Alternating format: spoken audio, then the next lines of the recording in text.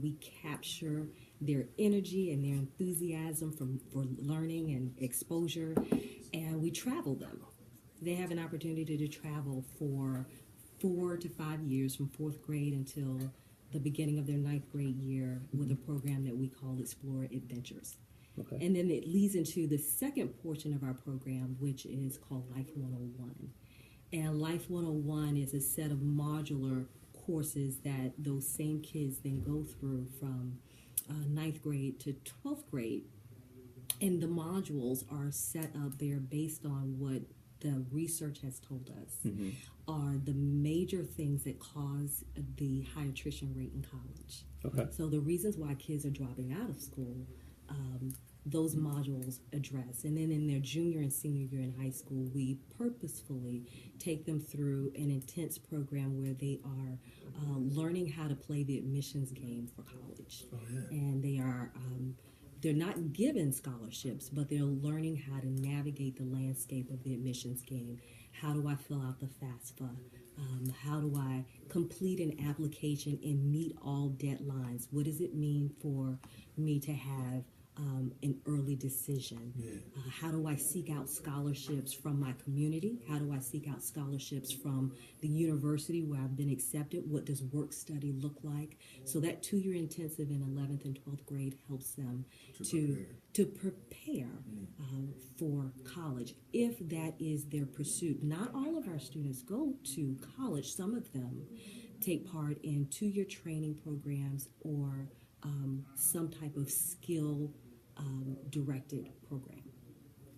Right. So when you think about the educational landscape from your experiences, right now we have significant amounts going on where people are saying we're not educated well enough, and then we have mass incarceration, the school to prison pipeline, we have homelessness, we have mental health and all that. So based on your experiences, and you're talking about Life 101 that you teach the juniors and seniors as like for college, right? So when you think about K through 12, what do you think the role is of educators in today's climate to help these children move from a state of where they are to where we think and we should expect students to be? Well, the role of education is to help our students, to prepare them to compete locally and globally. That's what we want to be able to have our kids to do, and it looks different for different kids, and to try to define what it looks like in a one-size-fits-all already sets you up for failure in that discussion. You have to understand the learner. You have to understand the landscape of the challenges that learner comes from and brings into a formal educational setting. So I don't think that there's a one clear-cut, there is not a one clear-cut definition of what school will look like for a learner, but the goal should always be to make sure that our learners are able to compete locally and globally. So from a personalized learning perspective, if that's what I heard you say about the situational learning, how do you incorporate something like that in a classroom, particularly in some of the public schools where you have 30, 35 students in the classroom? How does a teacher, a skilled teacher, a thoughtful teacher, how do you engage at that level of personalization for a student? Can you even do it? Is it even an option in today's classroom? I think it's absolutely an option in today's classroom. Some classroom settings are more challenging than others, but in the classroom where you are preparing your student to compete at whatever the next level is, and if you think about early childhood, if I can take it there. Yeah, absolutely. If you're thinking about early childhood and how to prepare those students to compete in an elementary school setting, some of the things that we think of as educators, it kind of escapes people.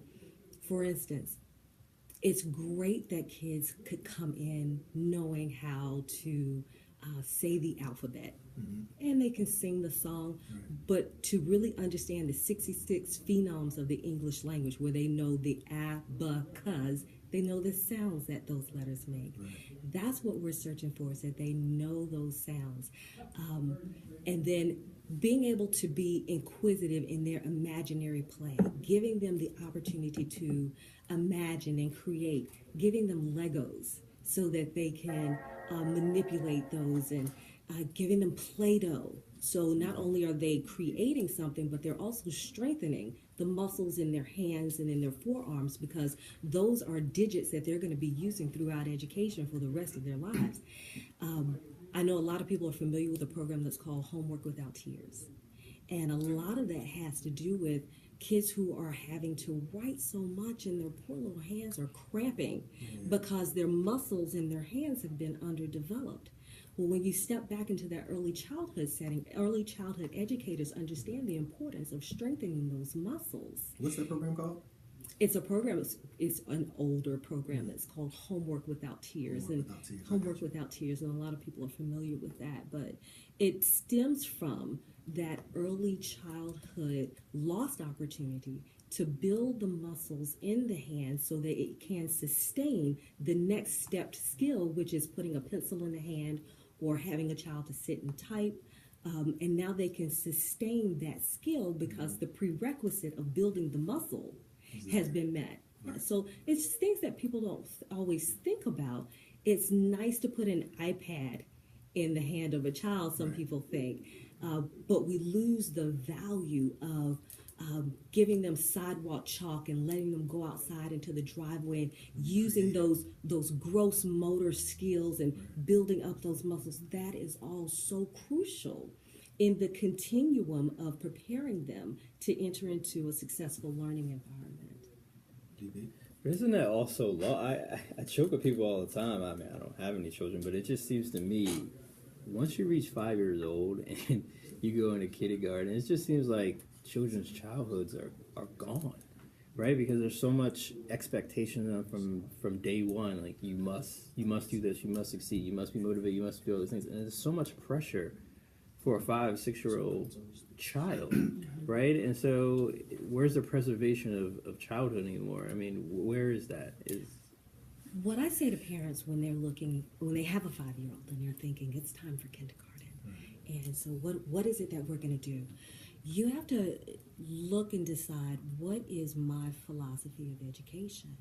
And when I understand what my philosophy of education is, then I can better seek out what kind of preschool program or what kind of kindergarten program do I want my child to enter into. And if you're thinking of preserving of that childhood, if that's a part of your educational philosophy, then you may want to really consider a program that is more developmental.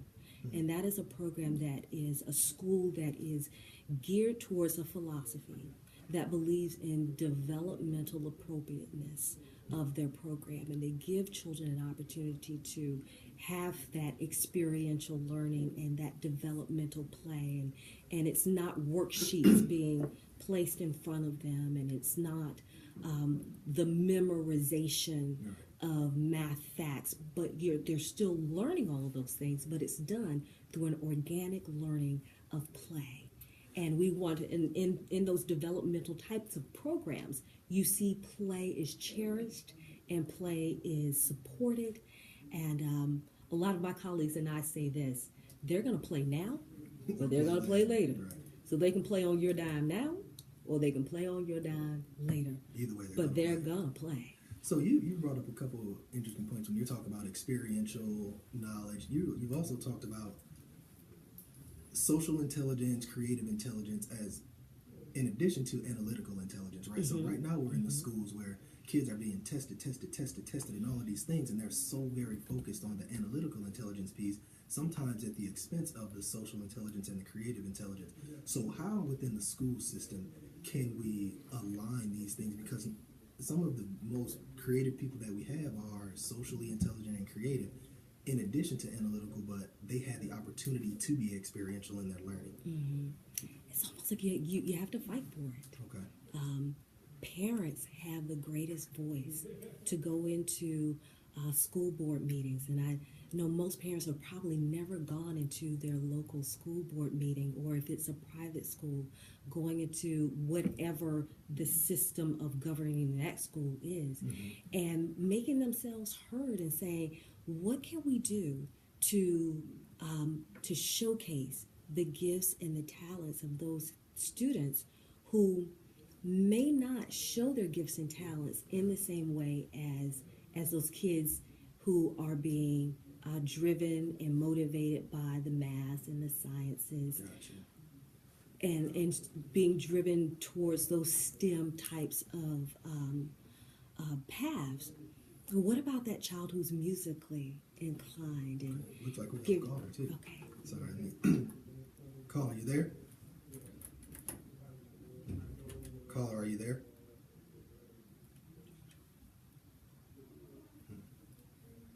No. I think we dropped that one. Sorry, we have another one right here. Nope. No. All right. So, caller, sorry about that. We dropped you. Give us a call back, 202-652-0708. DP?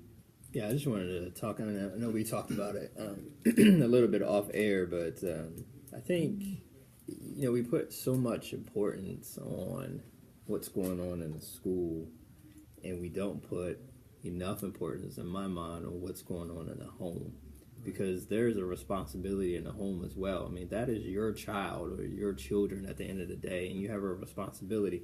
Granted, we all have a responsibility as a community, but I just feel as though parents would just push their kids out and get them on the bus and go learn, and when you come back home, you do your homework and then that's it. It doesn't. There's no secondary learning going on within the home. I mean, you're supposed to be doing, to me, you would have to do some supplementary things and complementary things of what they're learning in the classroom, and maybe do some application or something like that in your home. But I just feel like, when they get... Hold those thoughts. Yeah. We have 2 more calls coming in. Okay.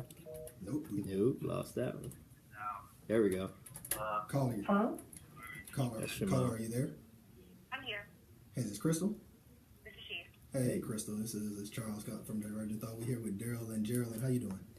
I'm doing well. How are you? I am doing well. So what I'm going to do for those out there in listener land, we have Crystal Saikhamporn. She's a teacher also, and I'm going to give her a quick bio on her. So Crystal is a 2nd grade teacher in Hampton Roads. She's been teaching there for about 5 years. She has a master's in science of teaching and is dual certified to teach special education and general education. She's been a self-contained teacher for students with severe emotional and behavioral disorders. Currently, she's an inclusion teacher, and what that means is that she's a general education teacher and worked with special education teachers to provide services for students with special needs in her classroom. Crystal, thank you for calling in. Of course, thank you for having me. So talk to us about, I know you've been listening to Jerylen and Daryl and some of the things we've talked about. Talk to us about some of your experiences that you currently have within the classroom, and what do you see are some things that we can work on to enhance the learning of our students? I think it all stems from just being prepared to be in school, and what does that mean? What behaviors? How should students, act? And also intrinsic motivation. How do we instill that in our students? Because that has to start at a young age. When they come in 2nd grade, they're supposed to, we're learning how to graph and regroup with addition subtraction. That includes that you need to have stamina. You have to be interested. You must be invested in your education. And as I charge my students with incentives and really praising them, and also not just praising them saying good job, but also label praise. Like I saw that our first test you got a 20, but now you got a 50. And yes, they're still not passing, but I think it's also important to praise students for just progress and just trying their best. So when you think about your engagement within the classroom, do you feel like in today's climate that the expectations, going back to what Daryl was saying, like what parents should be doing within the home, do you feel that the expectations of teachers can sometimes be too high? I do. I do believe it can be too high. I work in a Title I school, and I have for my past 5 years of teaching, and it's very different from my coworker, who her children went to one of the best elementary schools in the city. And some public school, but it's just there's just a stark difference. Even though the schools are not even 2 miles away from each other, just the difference is just insane. For example, her children, I should say, when they were in 2nd grade, they had almost an hour of homework, and they were expected to read these passages, and they're expected to work on 30 minutes of word study, going over R control vowels and different phonetics to kind of improve their reading. And at my school, I try to give my students, homework, but also it's important for students to play and also to interact with their families and talk about how their day was. And I feel that sometimes we do give too much homework, and we do definitely test a lot. And I don't think that's really conducive to, I don't really know. I think, long story short, I do believe that teachers have really high expectations that sometimes are not realistic, but at the same time, when it's coming down to us that, students need to do X, Y, and Z before they go to third grade or by the end of the month, it's like, what are we supposed to do? I feel like I'm sometimes just stuck. So, Jerylen, jump in and follow up on what Crystal was just talking about, because she piggybacked on what you were saying when she was talking about the play and all of that type of stuff. So, talk to us about how you respond. One of the things that research shows us about the power of resting the brain is that what students have learned in school, when they're given the opportunity to go home and rest their brains, their learning goes from the short-term memory into long-term memory. And when they are overloaded with homework, then the brain misses that opportunity of rest and moving information from short-term memory into long-term memory. That doesn't mean that homework is all bad, but there is a limit for which the brain can absorb information, and the brain requires rest. And so that's a key component. I love what Crystal was saying about that there are times when homework just needs to, you have to back down on that. And when you have, in my experience, a great deal of my experience also is in a Title I school, and it's a vast different environment that those students who are in Title I schools go home to. There's homework help for a lot of those other children who are going home, and someone is asking them when they come through the door, so what do you have for homework tonight? What can I help you with? But think about that home where parents are working multiple jobs just to keep the lights on, and no one is asking that child, what do you have for homework and how can I help you? They're trying to make sure that there's food on the table. They're trying to make sure that the car is running so I can get to my second job later tonight. They're trying to make sure they've got childcare covered overnight so that the parent can go to another job. And so sometimes as educators, we can be disconnected from understanding what life looks like for our student when they go home. And with the expectation of you're going to do homework, well, that just may not be a realistic expectation. I know that's sort of two schools of thought, thinking about children who are going home to a social environment where they may not have an opportunity for help. And then just the overall physiological understanding that our brain needs an opportunity to rest. Yeah. I think that's important too, man, and especially those who may be technology deprived. Lower income homes are not going to have high-speed internet. They're probably not going to have tablets. They're not going to have a lot of those advantages that other kids may have, which will obviously put them at a disadvantage as well. So, Crystal, go ahead, Crystal. Go ahead. No, I'm saying with the internet, we have a program that our district was really pushing on the students, and it's, we do it in class or in stations, and students are supposed to go home and also go on the program at home. But a lot of my students, they don't have internet, and a lot of times, I have students who are in transition, and I actually had a discussion with my coworkers, my colleagues.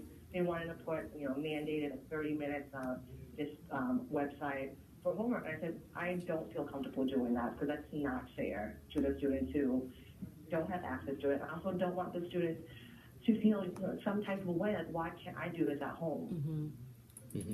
So when you have those type of situations within the classroom and you know from them that they don't have the same resources, how do you combat the pressure to continually give internet type assignments or continually have these standards for certain tests when you know that the students aren't necessarily ready yet? How do you neutralize something like that within the classroom?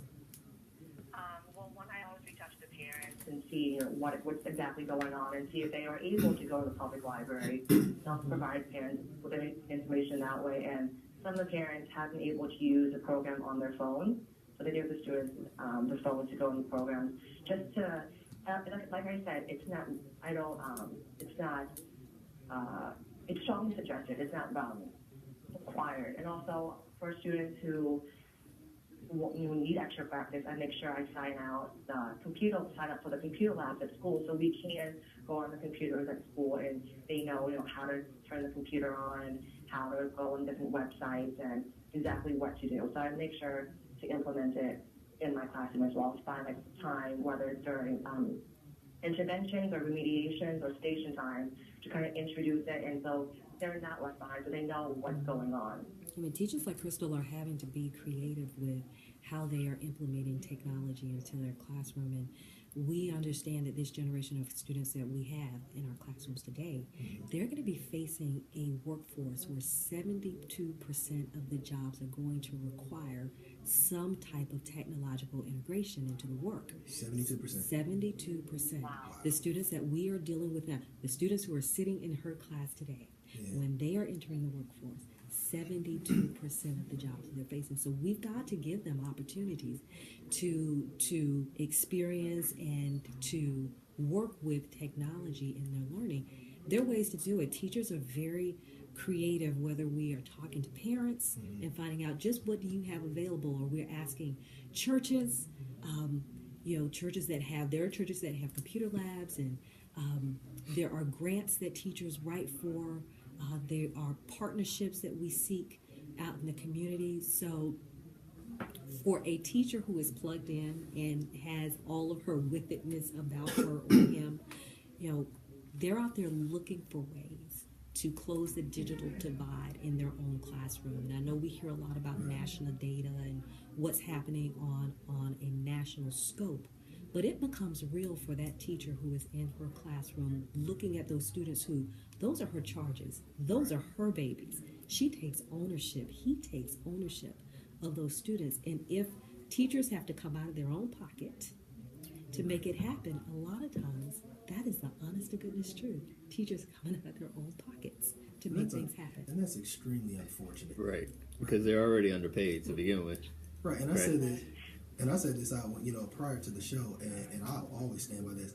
I think teachers should be some of the highest paid individuals in the job market. They're with our kids, 8 hours a day, for months out of the year. Kids are constantly in school, and it concerns me sometimes that you have to go out of your pocket, or Crystal is going out of her pocket to make sure that she can bridge that gap between the low-income students and the high-income students. So, Crystal, is that something that you feel like you experience out there in your jurisdiction as well? Oh, for sure. That's like 100%. I feel my first year of teaching, you go into a classroom, and I guess I had lofty ideas of what I would be given, and I am getting my first paycheck. I could barely pay my rent because I had to buy pencils and papers and just like the bare necessities for my students, and crayons and hand sanitizer and tissues. And a lot of times things like tissues and hand sanitizer and pencils people don't really think of, but we run through it. We run out of it, so we run through it so quickly. And thankfully, I have a Costco membership where I can go and buy 12 boxes of tissue paper. But that's the thing that people don't really think about. I know a lot of my friends have told me, "Oh, you're so lucky. You work from like 8 to 3, and you just go home and you have the summers off." That's not true. I love that one. Teachers have the summers off. No, we don't. We spend 3 months preparing. 8 to 3. I go to school every morning at 7:45. Tonight I didn't leave school till 5:20, and I have a backpack full of papers I need to grade, lesson plans I need to tweak, and also my students are behind. They're only 88% of my students below grade level, and I'm trying to think of different ways to engage them, different stations, different activities to kind of help them with reading, also with math, because graphing is a hard concept. Of what can I do to have them graph? Like, I need to go to the store and buy this today. Actually, I bought Fruit Loops for my students to graph. I gave everyone a handful of Fruit Loops, and they had to sort the students collected, organized, and analyzed their own data. But again, that's Fruit Loops here and then snacks. So sometimes students come to school hungry, and you definitely can't focus when you're hungry. So if I know, or if the student tells me they're hungry, I also have some snacks in my closet for them. So for sure, I 100% could allow teachers go into their own pockets. And like I said, I barely made my first month rent when I first started teaching. That's a travesty. I had no idea it was actually that bad. Yeah, Right? no, yeah, neither did I. Yeah. I did want to switch gears for just a second. I wanted to focus more on like the high school juniors and seniors, and in terms of them charting out or planning out their post high school scholastic endeavors, right? And how do you go about that, particularly with the rising cost of higher education? I know some are, saying, okay, look, I have this major, I want to go to this major, I can go to this community college, I can go to this junior college, and I can do it for relatively low cost, maybe even free, just depends, right? But I can do that for 2 years, get my prerequisites out the way, and then enroll into a 4-year program, 4-year school, and finish my last 2 years as a way to not come out of graduation with $100,000 in debt. But what I was reading on, which I thought was very interesting, is that I'm seeing a lot of schools, accredited schools and universities in Europe are trying to lure American students to their schools. They're offering free or almost free scholarships for them to go there. And I think it's a wonderful opportunity. One, it's going to give you that competitive advantage over your cohorts here because, one, you're going to learn another language for sure. You're going to have international contacts that can help you in terms of expanding your network and such. I just think it's a great all around deal, and I don't think a lot of people know that that's even an option. Are you guys talking like that in your programs or? No, and I want to know more about. No, Okay. yeah, I've never heard that I before. have never. Yeah. It's I don't necessarily say that it's new. I mean, but the cost of it, all you have to do is you're going to pay for an apartment that's going to be fairly close to the school, which is nothing compared to the room and board that you'd be paying here at most universities. And like I said, the tuition is free or almost free because they're giving scholarships because they want American students to go there. So they're trying to lure them in. And I'm saying, why not? Why not go to the accredited school in Germany or France or Spain even? Even for grad school, a good friend of mine, he got his MBA in Barcelona. So I think we should also look outside the United States. And you're talking about, what's a differentiator between you and your peers? That's going to be one. Have another language on your belt. Absolutely. You have international contacts. And you have an overall better, not to say better experience, but definitely a different experience than your peers, which could help you set you apart. Absolutely. Experience is sometimes the thing that separates the child who is successful, and I say child, I'm thinking of high schoolers as well, the one who is successful and the one who isn't. It's just those experiences that they've had that have enriched their vocabulary, it has enriched their expectations, it has enriched their desires. And should we have to leave the shores of America to make that happen? Yeah, we shouldn't. No, we shouldn't. Can we do better? No, you shouldn't. But the option is there.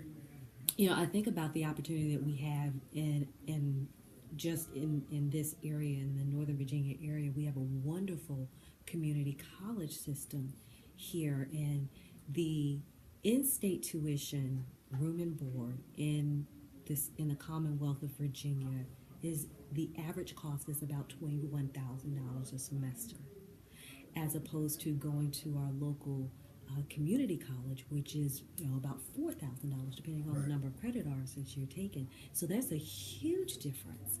One of the other things in our foundation that we gear our students' thinking towards is seeing the pursuit of a degree, if that's the route that you want to go, gearing your thoughts beyond a 4-year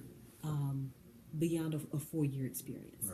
Is that in 4 years, you're going to be 21, 22 years old and deeply in debt after having pursued this degree. But if you see this as a 6-year venture and you back yourself down with the number of hours that you are taking, increase the number of hours that you are working, maybe you're not living on campus, you start out at a 2-year local community college and then transfer into one of the bridging universities where you don't have to have your SAT or ACT scores. They accept you after you're having successfully completed whatever the prerequisites are for that particular community college's relationship with that particular 4-year university. So getting our students to see a to see that whole pursuit of a bachelor's degree as not just a 4-year endeavor, but look at it as a 6-year endeavor. And in 6 years, hey, you're still in your very early 20s. Absolutely. You know, your frontal lobe still hasn't fully developed. Right. Judgment is not all still together there. You still have a long life ahead of you, and you are in much less debt or no debt if you have planned it. So that's one of the things that we do with our juniors and seniors, and just planting that seed of thought from the very beginning that it doesn't have to be 4 years. You know, one of the things that we have looked at in our research is that 11 years ago when we started this organization, the bedrock research that we used came from the professor emeritus of the University of North Carolina at Chapel Hill. His name is Dr. James, his name is escaping me now. But he was able to plot out there were 10 reasons why students were dropping out of school between their freshman and sophomore year. And so last year at our 10-year anniversary, I said, well, let me go back and take a look at this, at our data and our research, and see if what we have is still relevant. Right. And those same causes for the high attrition rates that existed 10 years ago are still relevant now. And they include students are not financially prepared to take on the pursuit of a degree. So lack of financial backing, ill preparation from their high schools, so they didn't take the courses in high school that they needed in order to be successful in college. And what we find out that a lot of students were having to take remedial courses. And if you are having to take remedial courses, the credit hours for those courses still cost the same thing as credit hours for courses that are applied to your degree. Well, if your family has already gotten together all the money that they could to send you off to school, and now you're taking level 100 courses, and those level 100 courses are not being applied to your degree, it's hard to justify continuing to put money behind that.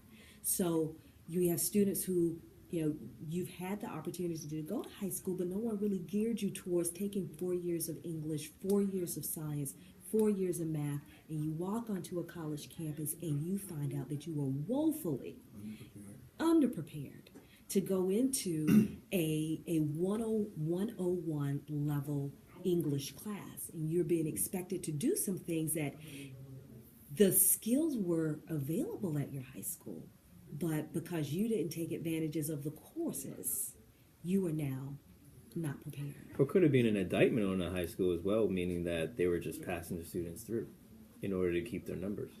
So I want to ask, Crystal, what do you think about Daryl's question?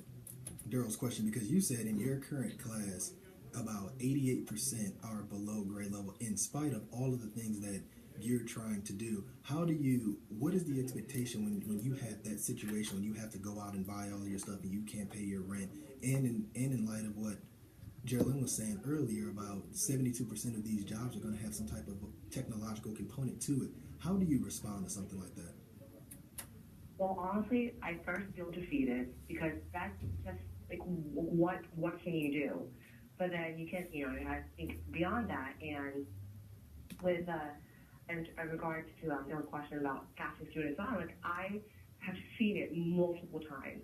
Students just being passed on from grade level to grade level, and then I'm not going to pass a student on who's going to fail. I'm not going to set up a child up to go to another grade level and fail there again. It's going to be hard. And that's, again, that's what I spoke about earlier, having that strong work ethic, and also it starts at home, and the intrinsic motivation. But so many students get passed on. And when you enter, based on a DRA levels of autism now, you're supposed to get, I believe, a J or level 18. I have students entering the second grade or level 2. That is beginning kindergarten. That is the beginning of kindergarten. So I don't know how they pass up until second grade, but then based on all of our data and our monthly assessments, majority of my students are failing because they can comprehend the material, but they can't read it, they don't understand it. And one parent recently was upset with me because their child was failing. Because he was transferred to my class, his own teacher is no longer there, and she said, well, he was, passing everything else, and he was on honor roll last year. This student doesn't know all the letters in the alphabet in the second grade. Really? Wow. And I told him that he can't really read it. We're working on sight words and letters and phonemes and blending and tapping and decoding. But in second grade, you need to be able to read the test in order to do well. And she said, well, when I read to him, he understands. And yes, the student has an IEP, he has accommodations, and we do read to him. But at the same time, no one can be reading to him in college or later as help. It's not. I want students to learn how to read. He needs to learn how to read. But we keep passing more. Like last year, 2 parents asked me why their child didn't make honor roll, because the last 2 years their child made honor roll. Well, if you're reading significantly below grade level and you don't know your fact or your addition and subtraction facts up to 10, you're not going to do as well as your peers who know how to regroup or can understand, the concrete, even when they draw pictures, pictorial model on how to, if you break down a 10, if you need to regroup and all these different things. If you still don't understand that there are 10 ones and 1 10 rod, it's what am I supposed to? I'm not going to pass you, because then when we take up SOLs in Virginia, but then standardized testing in 3rd grade and above, you're not going to pass. And what's going to happen then? Yeah, I mean, that's tough. Cause I'm jumping back to what Daryl was saying too, and and you just emphasized it. I teach at the university level as well, and it's amazing. In some of the classes, I've actually had students that'll send me papers, and an entire paragraph won't have a piece of punctuation in it. Mm-hmm. And I'm like, how did you get here? And these aren't freshmen. You're talking seniors. Like, you're talking a organizational behavior class or org development, transformation, leadership theory and practice, what have you.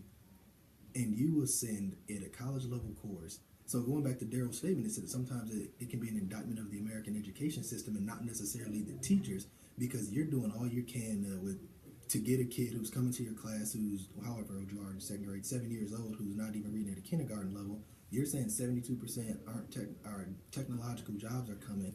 88% of the people in this particular class aren't prepared to go. What do we do? Like, what are some things that we can do to kind of bridge that gap when you have other countries like the Swedens of the world, the Icelands of the world, the Finlands of the world, who are playing at a very high educational level? What do we do?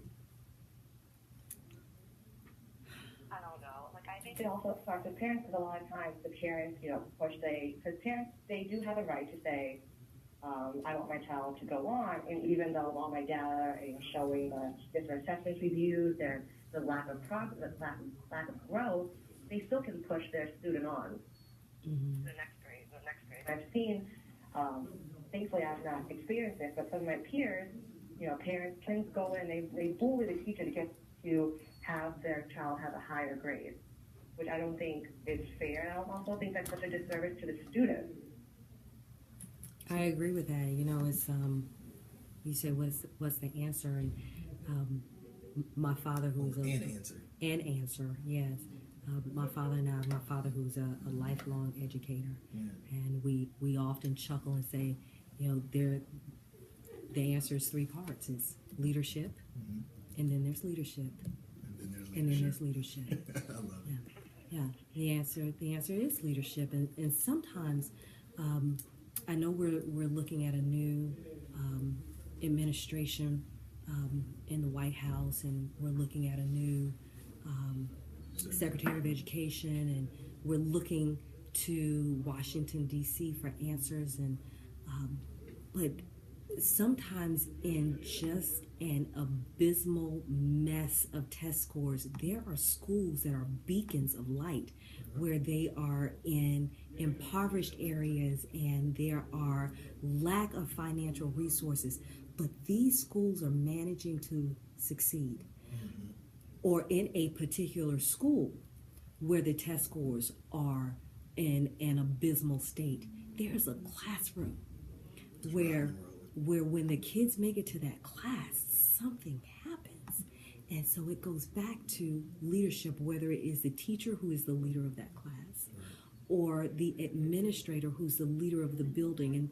And I've served as an administrator, as an assistant principal for a number of years. And sometimes, a teacher like Crystal is, you have to serve as that buffer between your teacher and your parents and allow the teachers to teach their students, because these people are professionally trained. They are understanders of research and human growth and development. They know what the mind and the body needs in order to learn. And so we need to get out of their way and let them do what they do. Yeah. I want to switch gears for just a second. I want to talk about charter schools, the pros and cons of them, and I would like to get your opinion on it. But I will say this: I came across, I don't know if it was an expose, for example, but and I know that every state is different in terms of laws and what have you. But what I found to be, I don't know, to me, is certain institutions to me should not be profit driven, and education should be one of them. And frankly, I think healthcare is another. But getting back to education and the charter schools, I saw a story where we had a charter school. It formulated and they picked a principal, and the schools have to have a management company, like manage, I guess, the day-to-day and O&M of that.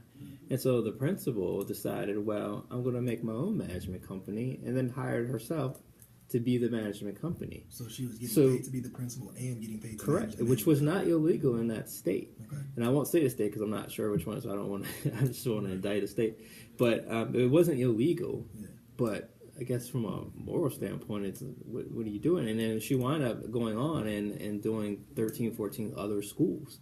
The same way. So now she's managing, all these schools as well. And I don't know, I just want to get your thought on that, because to me, and they were looking at the numbers and saying that her schools weren't doing any better than the rest of the public schools that were in the district. In fact, it was for every school that she added, it was like they kept doing worse and worse, because, it was more of a profit thing than anything else. It was profit over education. So I just wanted to get your thoughts on that. I was going to say, if it was working, then let's look at the elements that were being employed that weren't. And if it's not working, then those with the power of voice to say, no, we are not going to allow this, because the human resources that we are investing in, these are our children, and they don't get those years back. It takes 4 years of good teaching to recover 1 year bad. Wow. So you can't allow that to systematically seep into our educational system. So then what do? Charter schools, and I have to admit that I am not all up on all things charter. And I know that there are a lot of charter schools in our area that are connected to the public school system, so they are an extension of the public school system, just not required to come underneath all of the same governances of the public school system. But as a researcher, I say we have to look at what's working. Is that working? We have to look outside of our borders and find out what are the elements of success that are being employed in schools within our state, around our nation, and around our world, and what are those elements that we can then employ here in order to ensure the success of our students. We were talking earlier off the air about how the expectations at home used to be different, and parents who had little to no formal education, very well educated, but very wise, but little to no formal education, were able to raise these children with the expectation that you will pursue education. And you will pursue it tenaciously. You will, because I said so. Right, it's not an option. We need to not be afraid of the element of because I said so. Right. I often tell my children, because they are in a very diverse school environment, I say, you know what, baby, I'm sorry, you drew the black mama card. And we just don't play that game around here. Right. We don't disrespect mamas. Right. when we're walking into the school every day, a part of their social character is you honor every adult you encounter. I don't care who it is. Yes, ma'am. So No, my ma'am. Yes, sir. absolutely. So my girls hold the door for every teacher who's walking into the building with us. Right. And sometimes the teachers try to reach behind them and hold the door, and they'll shake their heads and they'll say, "No, ma'am, I want to honor you." So it is understanding sort of that pecking order of life is that you need to honor those people who are in positions of authority. And as far as I'm concerned, if it's an adult, you are in a position of authority. We grew up with adults who were not perfect, but we were still taught to honor. Crystal, what are your thoughts on that? And jumping into Daryl's question about charter schools as well. As charter schools, I worked in New York before for 3 years, probably not at Hampton Roads, and I worked at a day treatment center for students with severe emotional disabilities who were not able to function as well as their peers in the gen ed setting, nor were they getting the services, and nor could their behaviors were so extreme that they also were not able to participate in the special ed setting. So they came to a day treatment center, and I think it was after November, our enrollment always went up. So at that time, charter schools, they had until November to kick students out based on behaviors or, breaking the contract and whatnot. So we had an influx of new students November on. And the downside of that is charter schools, they also, schools, you get a certain amount of money allotted per child. However, based on from November, the charter schools were able to keep that money for that student, even though that student was no longer being no longer attending that school, which I thought was ridiculous. Like, how could a school where this child does not attend keep the money that was allotted for them in order to buy supplies, in order to get the books and get what they need to succeed? So on that one, with my own personal experience, I'm not a big fan of charter schools. There are some charter schools who do work, and again, I'm not speaking for all charter schools, just the ones that kick those students out. Again, I don't really know what happened at that school, so I give them a chance, or we never saw enough money for those students, so we didn't have a computer lab. We had nothing at the day treatment center. Crystal, was your... Thankfully, programs we donors choose are able to get, fidget toys and seats and different materials for students to get the energy out. Also, it's have kind of a safe place for them to escape when they became upset. Was your charter school connected with the public school system? In New York, yes. It was. Yes. Speaking of New York, though, I know we're almost running out of time, but I just wanted to talk about the Manhattan elite for a second. I saw another thing where we're talking about these parents. The children are 3, 4 years old, and they're spending $40,000 a year to pay for these consultants to get their kids into, these elite schools, what have you. And it's just, I don't know, it's just a stark difference between the have and the have-nots, and it just seems like that gap is growing on every level. And I feel like, right now we're dealing with racism as it relates to dividing people, but I think it's going to be more socioeconomic status here coming up, like what school did you go to, what college did you go to, because if you can pay $150,000 to go to college, barring you getting student loans, there's a stark difference between that family who can send their child to school versus someone who can't. So then how do you balance the socioeconomic elements of it that says I'm better than you because I came up in this aristocracy versus being part of the proletariat? What do you do? And I know these aren't easy questions, right? These are complex problems that we're dealing with, and hopefully we'll get a chance to solve them, but it's hard. So Crystal, we're about to run short. I want to thank you for calling in and sharing your insights with us, and hopefully we can get you down here at some point to come in studio and talk with us as well. So any final thoughts that you want to give before we jump off? Just let students learn organically, and also was earlier said in this segment, students need to play, they need to learn, they need to experience what they're doing. Other than that, that's it. Thank you so much for having me on. Thanks, Crystal. Thank We'll you. talk to you soon. Perfect. Thank you so much. Yes, Crystal. Did you Jerylen, where can they find you? Where can they find great explorations if they want to find out more information? Sure, you can find Great Explorations at www.greatexplorations.us. All right. I want to ask you one more thing too, but we still have a few more minutes on here. When we were talking before the show, if you don't mind sharing, there were 4 P's that you talked about that can change the nature of a person's engagement, whatever level you are. You talked about you and your dad talk about 3 things that help leadership, and leadership. But then you also mentioned 4 different elements. Do you mind sharing those with people? Sure. So every summer, before we begin our excursions, we start out with taking our kids to a team building course. And that is where we introduce the 4 P's. And the first P is plan. There's always got to be a plan. And then you practice that plan.